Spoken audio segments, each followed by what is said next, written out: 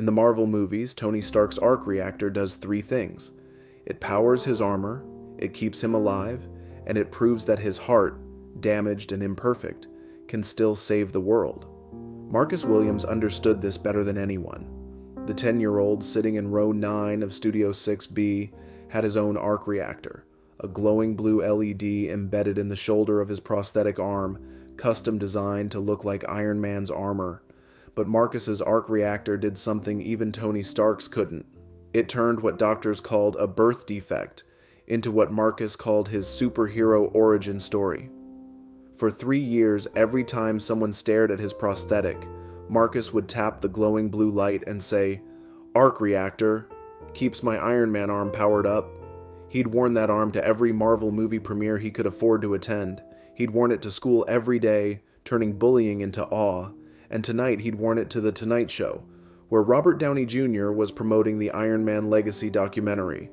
Marcus's mother had told him, "He probably won't even see you in the crowd, honey." She was wrong, because when RDJ heard that mechanical whir and saw that glowing blue light, he didn't just see Marcus. He saw what Iron Man was always supposed to be, proof that you don't need to be whole to be a hero. Studio 6B was electric that Thursday evening. Robert Downey Jr. was the guest, there to promote a new documentary about the cultural impact of Iron Man and the Marvel Cinematic Universe. The audience was packed with MCU fans wearing Avengers t-shirts, many holding homemade arc reactors and toy replicas. What the producers didn't expect was the family in row 9, seats 5, 6, and 7. Marcus Williams, 10 years old, sat between his parents Jennifer and David. Marcus wore his favorite red Iron Man t-shirt, the one from the first movie with the classic arc reactor design, and jeans. But what made him stand out wasn't his shirt. It was his right arm, or rather, what replaced it. Marcus had been born without a right arm, a condition called congenital limb difference. The doctors had various medical explanations, but to 5-year-old Marcus, the only thing that mattered was that he was different. For the first 5 years of his life, he'd worn standard prosthetics that doctors said would help him do normal things. They were beige plastic, designed to blend in with skin tone, boring and heavy. Marcus hated them. He felt like they were trying to hide what made him different, to pretend he was something he wasn't, to make other people more comfortable with his difference. Then, when Marcus was 5 years old, his father took him to see the first Iron Man movie, and everything changed forever. "That's not a disability," 5-year-old Marcus had said, pointing at Tony Stark's arc reactor and armor. "That's an upgrade." From that moment, Marcus was obsessed. He watched every Iron Man movie dozens of times. He insisted that his prosthetic wasn't something to hide, it was something to celebrate. "Iron Man isn't broken," Marcus would say when kids stared at him. "He's built different, like me." When Marcus was 7, his parents made a bold decision. Instead of getting another standard prosthetic through insurance, they started a GoFundMe campaign with a goal that made some family members think they were crazy. Raise $47,000 for a custom prosthetic arm designed to look like Iron Man's armor. Not to look normal, not to blend in, not to make other people comfortable, to stand out, to be heroic, to let Marcus be exactly who he was, a kid who saw his difference as his superpower. Jennifer Williams wrote in the campaign description, "Our son doesn't want to hide, he wants to shine. If he has to wear an arm that isn't his, it should be one that makes him feel like the hero he already is." The campaign went viral. Strangers from around the world donated. Parents of other kids with limb differences, Marvel fans, people who'd never met Marcus but believed in his vision of himself. News outlets covered the story. And when Marcus was 8 years old, after 14 months of fundraising and 6 months of custom engineering, the prosthetic arrived in a large red box with a gold ribbon. The first day Marcus wore it to school, he became a legend. Kids who used to stare now asked for photos. Teachers showed his arm in science class to explain engineering. Marcus went from feeling different to feeling powerful. And tonight, 3 years later, Marcus wore that arm to see his hero. The show opened with Jimmy's enthusiastic monologue. When he introduced Robert Downey Jr., the applause was deafening.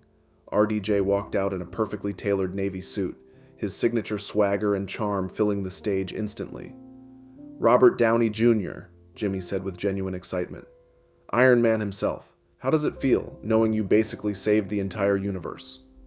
Robert laughed. "Well, technically, Tony Stark saved the universe.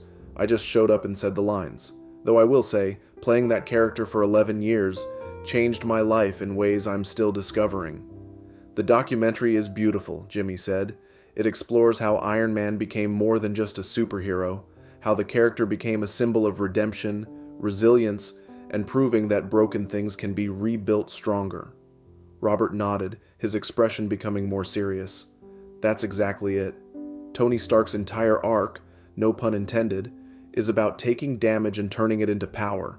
His heart is literally damaged, and instead of letting that destroy him, he builds something that saves the world.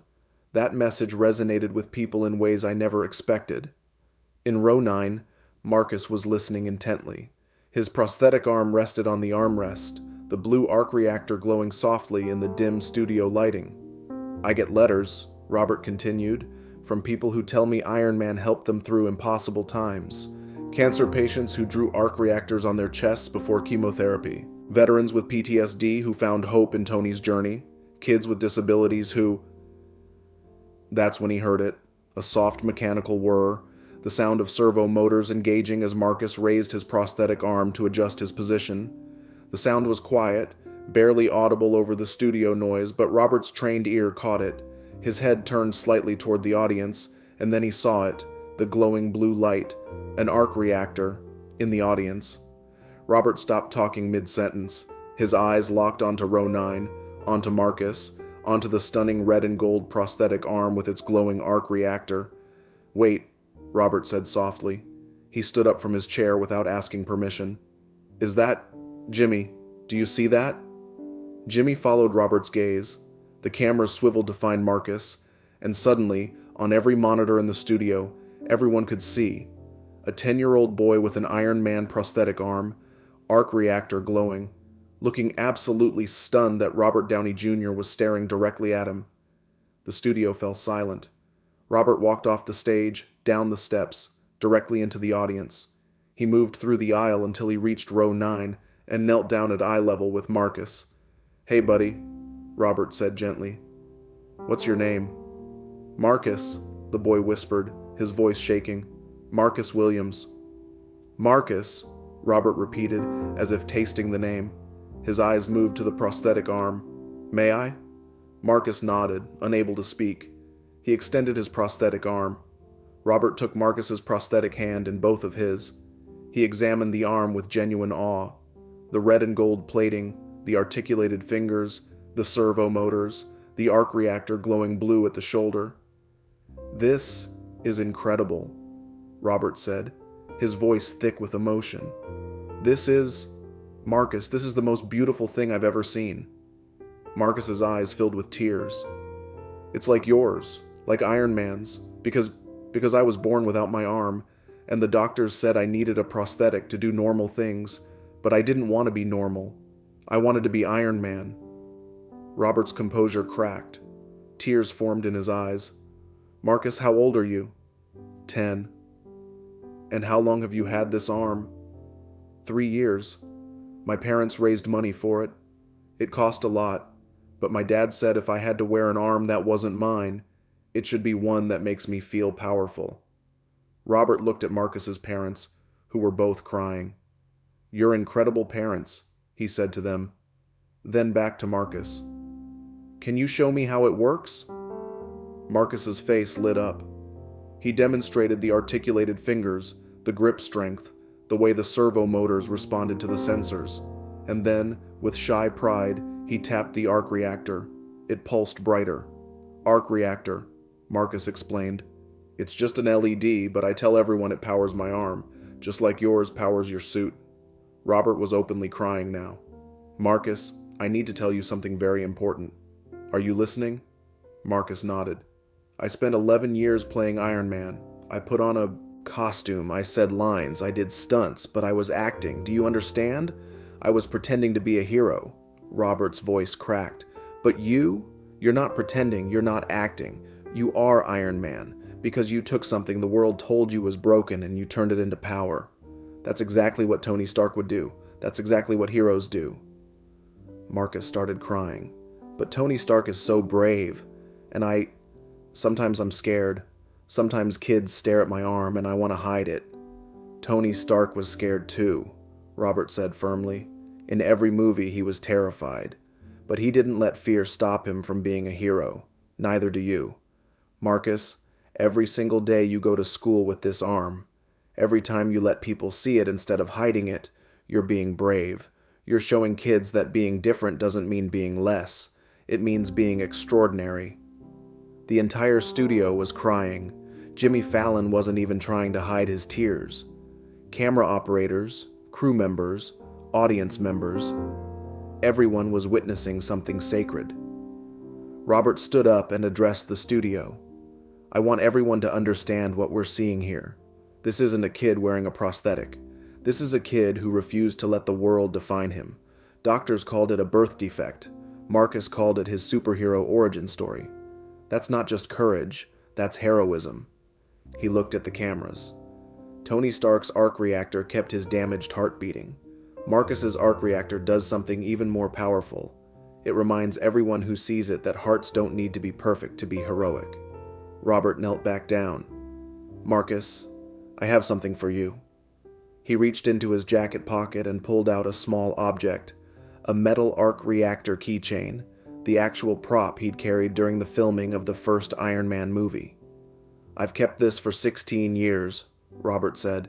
It's been with me through every Marvel film, every premiere, every moment, and I want you to have it, because you understand what it means better than I ever could. Marcus took the keychain with his prosthetic hand, fingers gripping it carefully. I can't. This is yours. It's ours, Robert corrected. I wore the costume. You live the truth.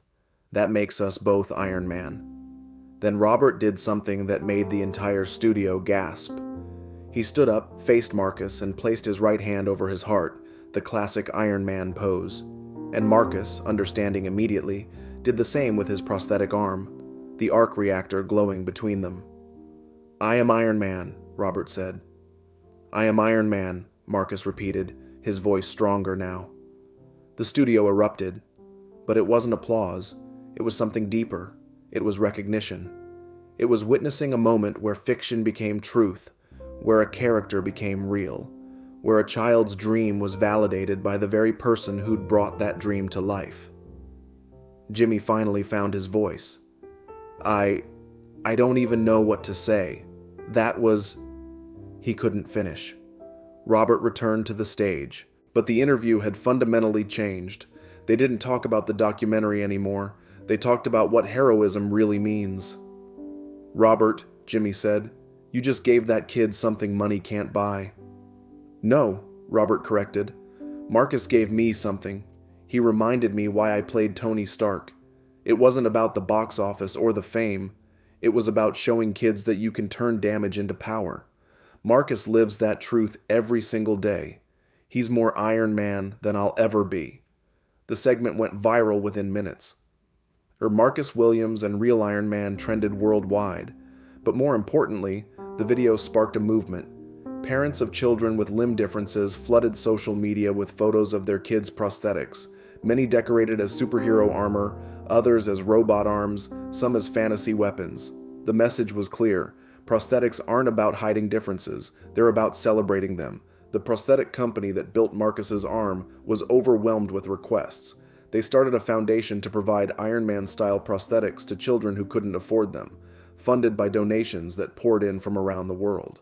Robert Downey Jr. personally contributed $500,000 to the foundation and became its spokesperson. At the press conference, he said, Tony Stark built his suit in a cave with scraps. Marcus Williams is doing something even more impressive, building a life with courage and joy. If the Iron Man franchise inspired that, then every minute I spent in that suit was worth it. Marcus Williams became a spokesperson for children with limb differences. He gave talks at schools, appeared in documentaries, and never hit his arm again. When kids stared, he'd tap his arc reactor and tell them his superhero origin story. Studio 6B now has a permanent display case in the lobby. Marcus's original prosthetic arm, He upgraded to a new one as he grew, positioned next to a replica Iron Man helmet. The plaque reads, "In honor of Marcus Williams and all children who prove that heroes don't need to be whole, they just need to be brave."